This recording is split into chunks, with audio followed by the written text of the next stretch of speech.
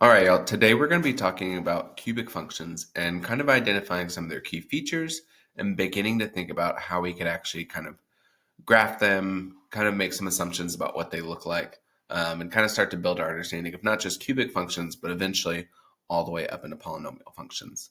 So up here at the top, we have our parent function for cubic, which is f of x is equal to x cubed. And over there on the left, you should have some key features you recognize: the domain, the range, the y-intercept, the x-intercept. And then that symmetry, we've talked about symmetry before, but this one is a little bit different.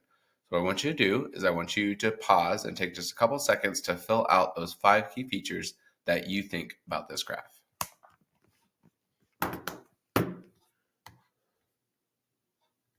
So these should be familiar. Just to recap, domain and range, if we look at our cubic function, it does continue in both directions, even though, of course, my arrow got cut off on my graph on the other side, but it does continue in both directions, which means it's going to be an all real numbers domain and range, which we can reference by that r with a slash through it. Or another way to describe it is it's going to go out to negative infinity, which we can use that either using inequality notation or interval notation. And we've talked about set, inequality, and interval all before. Remember, I'm still fine with all 3. We're starting to approach that point in the year, though, where I might only be asking for a specific one, or you might only see a specific one on a question. So you do need to be comfortable using and seeing all 3 of them. Then our x-intercept and y-intercept, it's kind of hard to see, but we do cross right through there through the origin. So that's going to be the same for both of those, that's 0, 0.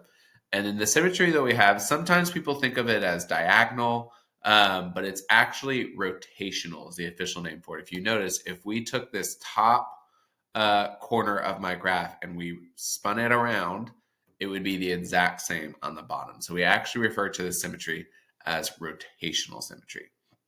And we can see our cubic functions in 2 different forms. We can see them in our standard form, which you'll recognize is really similar to our quadratic standard form, ax squared plus bx plus c. But this one is ax cubed plus bx squared plus cx plus d. So we get that extra term because of our cubic. Or we could also see it in factored form, which also very similar to quadratic factored form. We're just getting those 3 factors instead of 2 because it is a cubic function. So it's going to have generally more factors that we're working with.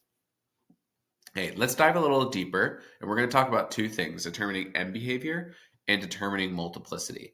Okay, so we can determine the end behavior of a polynomial function of degree n from that leading term. And so we're going to focus in on cubic functions today, but this actually applies to any polynomial function. So we've seen this already with quadratics. Quadratics, we talk about the a and how it affects if the quadratic is going to open up or if the quadratic is going to open down. Well, the same thing holds true with cubics and any polynomial that we work with. So we have 2 different kind of sets of a's and 2 different sets of n's.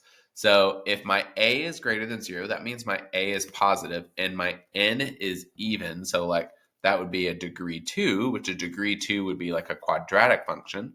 So our quadratic function, if a is greater than 0, it opens up. So we know that this is going to be our both opening and both going up as it goes out towards infinity. Or you can also, of course, just say up as that end behavior. Okay, now vice versa, if my a value was negative, but my n was still even, then that's going to be my downward opening quadratic function, which of course would go down. And then we can just refer to that as down, down. So that should be pretty familiar. We just did this in our quadratics unit. We just didn't call it the end behavior. When we think about it, we called it the concavity or how it opens up. But this is another way that we can refer to that. Now, our other one is our n is odd. And we've actually seen odd n before. It's our linear functions. We just don't think of it as having a degree because a degree of 1, we kind of get lazy. We don't write it. But if we had an n that was odd, but a was still greater than 0, then it still should be positive. It still should be opening up. But the way we're going to kind of think about that is as we go from the left to the right, it essentially increases in value, which means it should start going down and then end by going up. So our odd end behavior is going to be opposite for each. And of course, if I wrote the right one, that would be good. Is going to be opposite, while our even end behavior is always going to be the same. So we've done 3 of the 4. I'm pretty sure you can already guess that 4th one. Instead, we would be going down from left to right. So then we can think about it as starting up and going down, which would be our up and then down end behavior. And so when we apply this specifically to cubic functions, we're only going to run into 2 different types of end behaviors with cubic functions. So either it's going to be that first situation where you can see we start down and we go up, or that second situation where we start up and we go down. And we can see this pretty clearly bared out in our functions. If you notice that 1/2, so a is greater than 0, and our degree right here, so n is odd, which means our end behavior is going to start down and end up. And then vice versa on our second graph, we can see right here our a value is less than 0, and our n once again is still odd. So that means we are going to start up and end down. So just a reminder that leading term, when we talk about this, is not necessarily the first term of the polynomial, but it is the term with the highest degree. So I know when we say leading, that makes it very much sound like it's always going to be in the front. And if we write it correctly, it should be in the front. But sometimes you might see a function that's all mixed up. And so just know that leading term just means highest degree, not necessarily first term. Hey, so the other half of what we're really going to explore today is what we call multiplicity. And multiplicity refers to what's happening at the actual roots or at those actual factors of my cubic functions. And that multiplicity refers to how many times it appears in the function, and it's going to affect the graph of our function in different ways. So our multiplicity, a really easy way to find it is that it comes from the degree of the factor.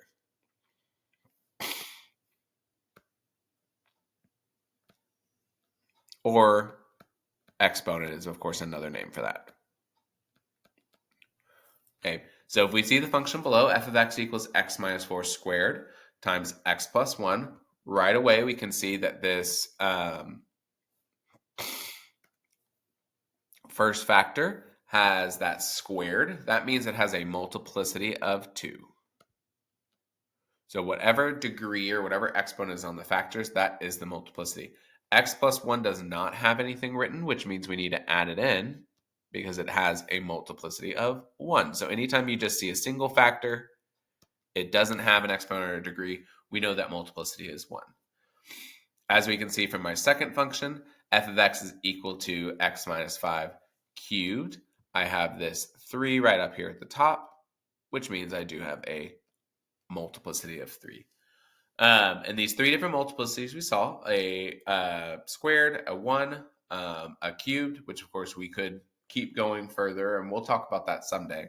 But those multiplicities are going to tell us kind of about what's happening at this graph.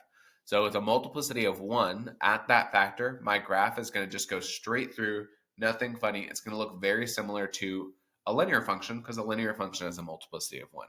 Another way that we state this is we say that the function will cross at a multiplicity of 1. A multiplicity of 2 is that squared term. It's going to give us kind of that quadratic shape, but if you notice, it's specifically that quadratic shape where it doesn't go through the graph at that point. It goes to the x-axis and then back, and we call this a bounce. It's kind of an easy way to remember it. So if my factor has a multiplicity of 2, then it's going to bounce at that 0. And then last but not least, you can see that multiplicity of 3. It's going to go through the x-axis just like with a multiplicity of 1, but if you notice, it's going to be a little bit more curved. It's going to kind of take that classic cubic shape that we've seen so far. Another way that I like to refer to this is that it's going to wiggle.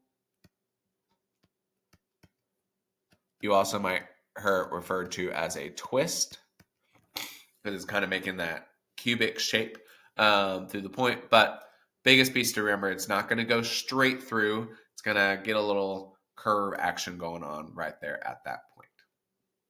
Okay, so let's put all of this that we've just identified and kind of thought about into practice.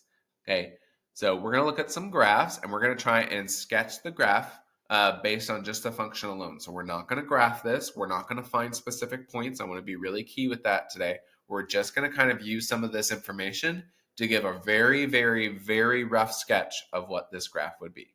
Okay, so the first thing I want to identify when I'm trying to sketch these graphs is I want to identify that leading term. Okay, and I can identify that leading term by foiling everything out if I wanted to, but that could be kind of gross. So instead of having to foil it all the way out, you can just kind of think of that leading term, that highest degree. What would it be if I just multiplied pieces? So I have x plus 2 squared and I have x. If I took this x and I squared it, I would multiply by another x, and then I have a 1 out front that I'm just too lazy to write. So my leading term, if I was just to kind of be lazy about it, would more than likely be 1x cubed. If I was to multiply, FOIL this all out, that highest degree term would be that 1x cubed. And this 1x cubed can give me two things. It can give me my a value, which our a value is greater than 0, and it can give us our n, which our n is odd. And so if my a value is greater than 0 and my n is odd, then I know my n behavior is going to start down and end up. Okay, so I have my n behavior. The other piece I need to be able to sketch my graph is I need to know my multiplicity, what's happening at my specific factors. So if you remember from quadratic functions, we can find the actual x-intercepts or the actual zeros by setting each of these factors equal to 0. So if I set x plus 2 equal to 0, that would give me the x factor of x equals -2.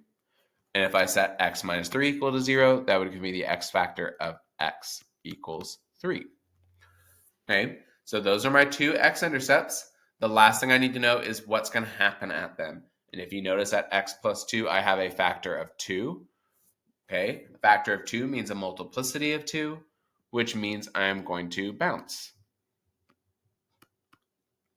At x minus 3, I don't have a degree, which means my degree is 1, which means I have a multiplicity of 1, which means I'm going to cross. Okay, so let's try to put all of this information together onto our sketch. And I'm just going to make a couple of kind of starter pieces for us. So we know we have an x-intercept at -2 and an x-intercept at +3. Okay, we know that we are going to start down and we are going to end up. And then at -2, I know I'm going to bounce. And at -3, I know I'm going to cross. And then I can kind of connect these pieces together.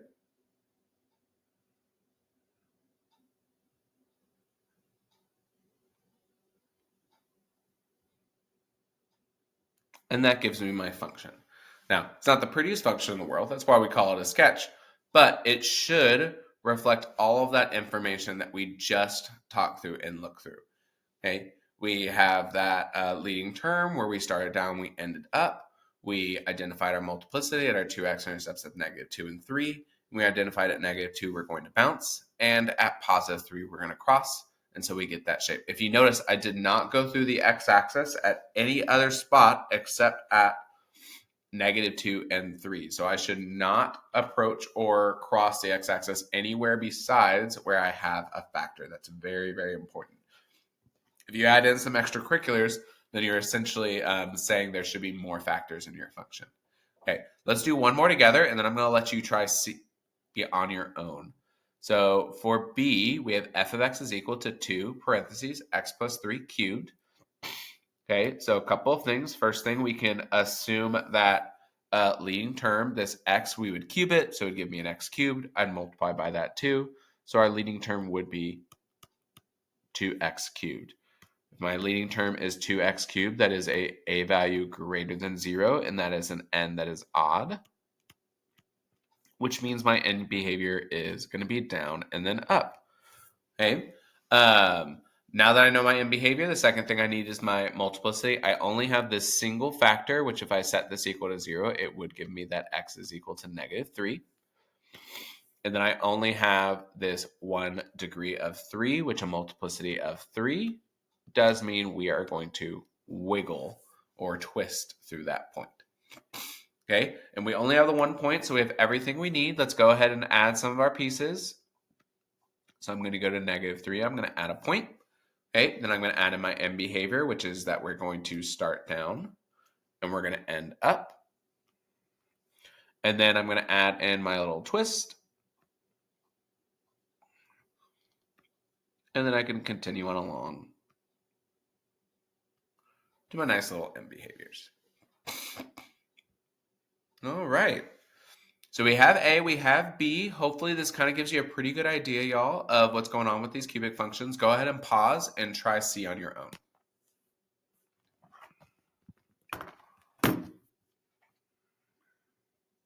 All right, so let's go over some things. So we see that negative in front of this one.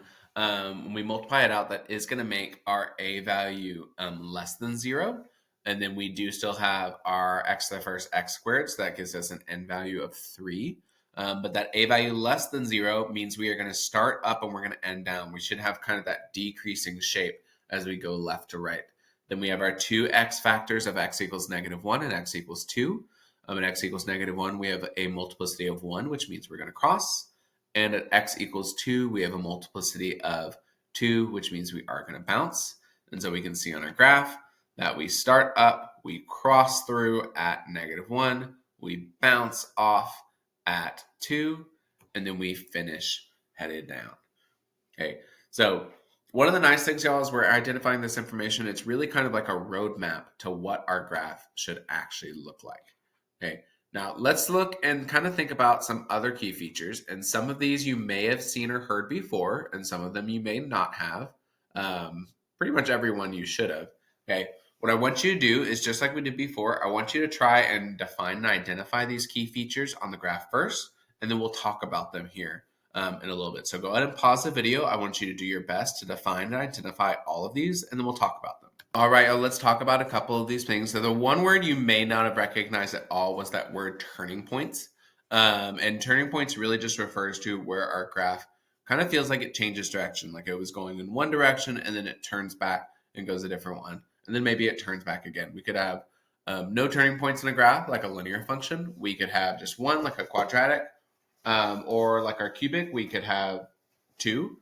Sometimes we could also have 1 turning point with our cubic function. It's not necessarily guaranteed to always have the 2 like we have today, but we can identify them pretty clearly. We can see them on the graph, that high point and that low point, where it feels like the graph changes direction. Now, what direction is it really changing from? Well, it's pretty much changing from increasing to decreasing or decreasing to increasing. And we refer to increasing as where the graph is going up in value as we read it left to right. Because we read a graph just like we read a book, we read a sentence, we read from that left to right. So as I go from left to right, if the value of my graph is going up, that would be an increasing interval. So we can see that it's occurring from -infinity to -2 here, and then from 1 to infinity. And this little U, you might have seen it pop up a little bit already in our classroom. That does mean union. It's really just another way to say and in math class. So turning point is where we go from increasing to decreasing, and we can see our decreasing is where our graph is going down as we read left to right, and that does occur right here in the middle from -2 to 1. Note that all of my intervals, I have parentheses on it. I don't include the actual point because at the actual point, I'm not increasing or decreasing. I have what we call a relative maximum or a relative minimum. Now, a relative maximum is going to be a point that's relatively higher than the points around it. Another way to think about it is a little hill. But it's that point where we change from increasing to decreasing. It's higher than the values around it. That's why we call it relative. It might not necessarily be the highest value, but it is higher than the values around it. So we can see eventually my cubic function does get to higher values, but this is still a relative maximum because it's relatively higher to what's next to it. It's also where we switch from increasing to decreasing. Then vice versa, where we switch from decreasing to increasing here at 1. That is our relative minimum because it is relatively lower than the values around. We can also call it a valley, kind of easy way to remember it, but it's lower than those around it. Kind of the same idea as the maximum. It doesn't have to be the lowest value. It just needs to be lower than values around it and really create that very clear switch between decreasing to increasing. All right. So we kind of talked about our basic key features. Now we've kind of added these more challenging ones on. Let's put all of our pieces together. We're going to sketch the function on number 1, and we're going to kind of identify some of these key features.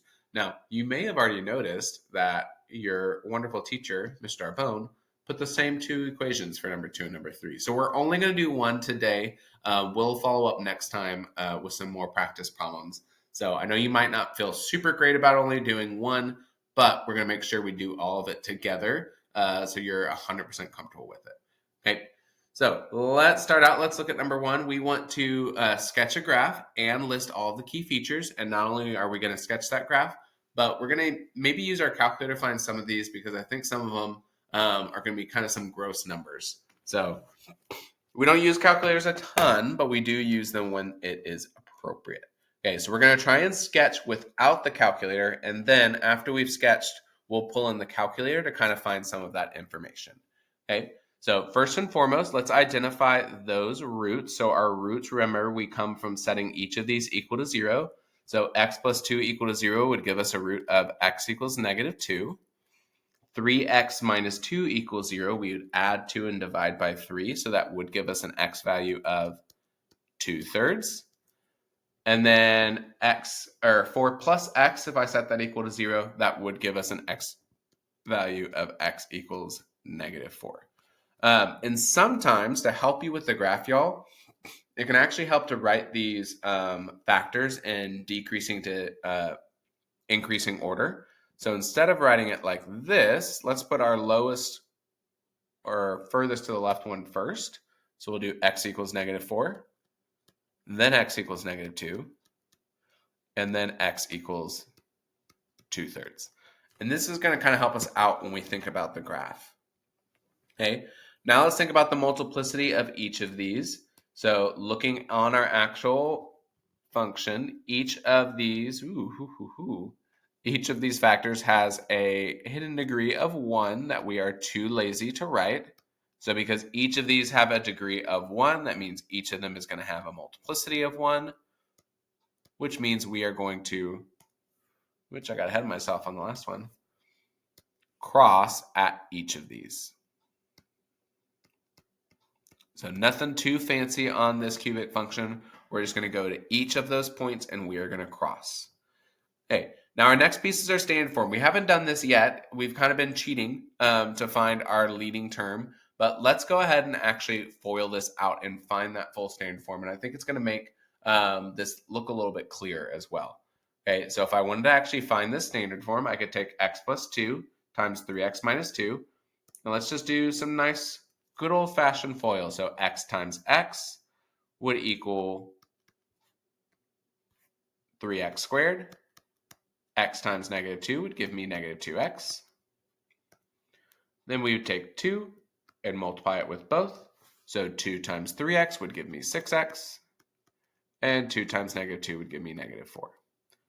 And of course, I do still have my 4 plus x out here at the end. And all of that would still be in parentheses because I still want to multiply it.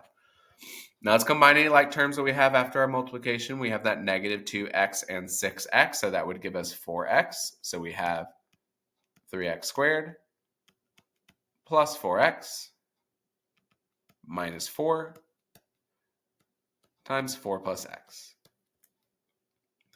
Okay, so that's our first set of foiling. Because we have a third factor, we're going to have to FOIL a second time.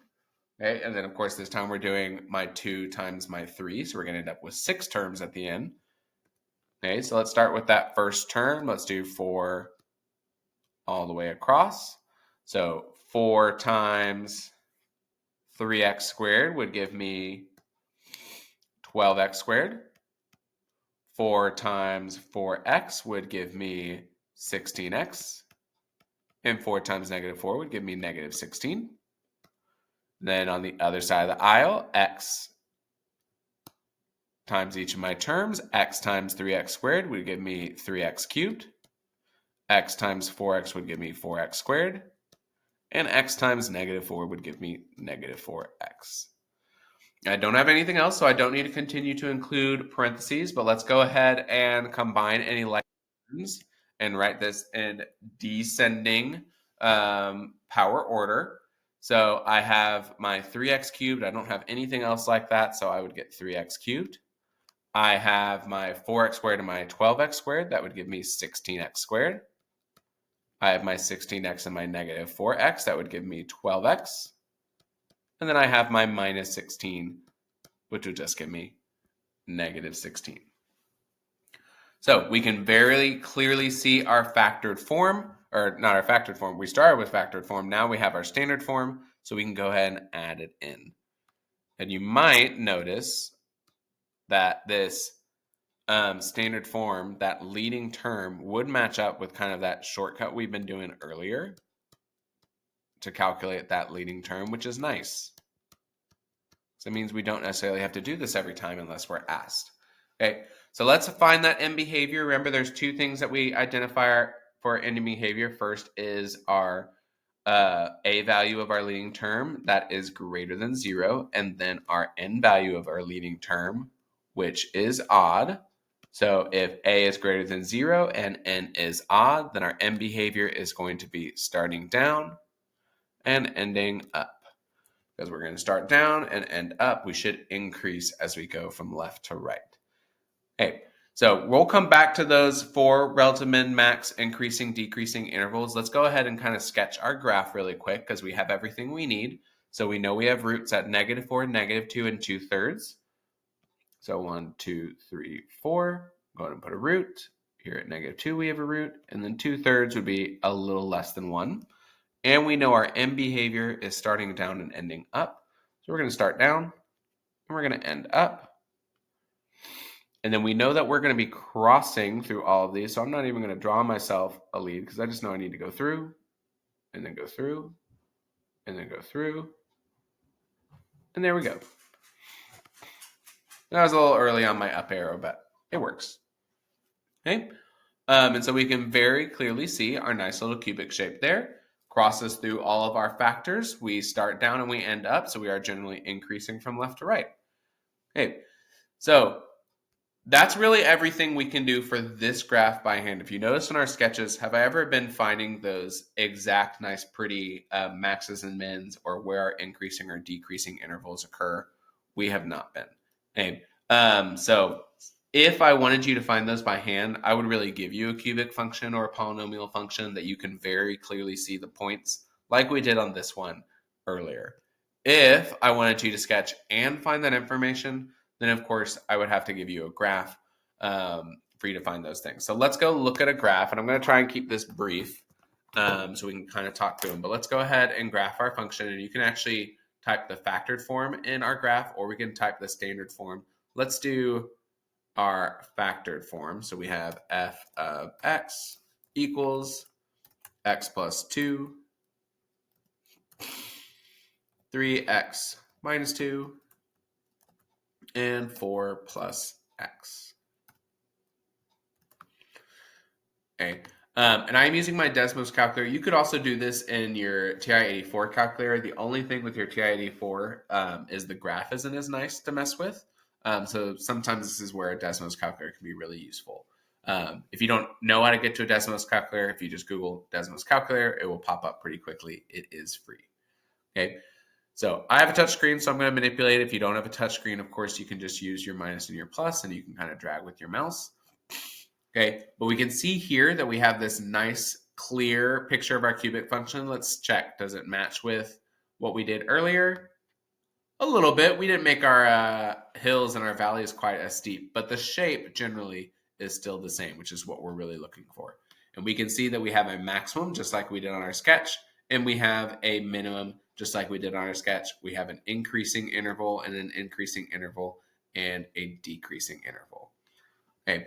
So if you go on Desmos, what's really nice is if you click on it, it will actually highlight some of those key points for you. So on here, we can click and we can see exactly what those max and mins are. And as I told you, we can see that they are pretty gross there, with our max occurring at negative 3.130, and our min occurring at negative 0.426.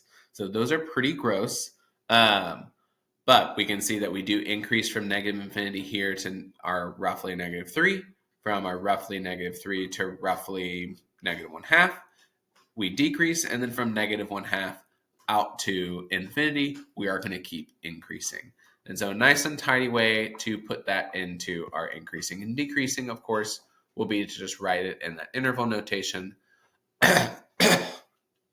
like we did before. Okay, so these are relatively straightforward, y'all. One of the things you might notice is we're not doing a lot of really, really heavy math. We're kind of doing some sketches and some estimates with these. Next time, we'll get into some transformations of cubic functions, and so we'll get a little bit more precise with some of those points that we're actually graphing. But today, we're kind of just sketching and identifying and kind of getting a feel for what cubic functions and eventually polynomial functions really look like. That's all I got for you today. Good luck.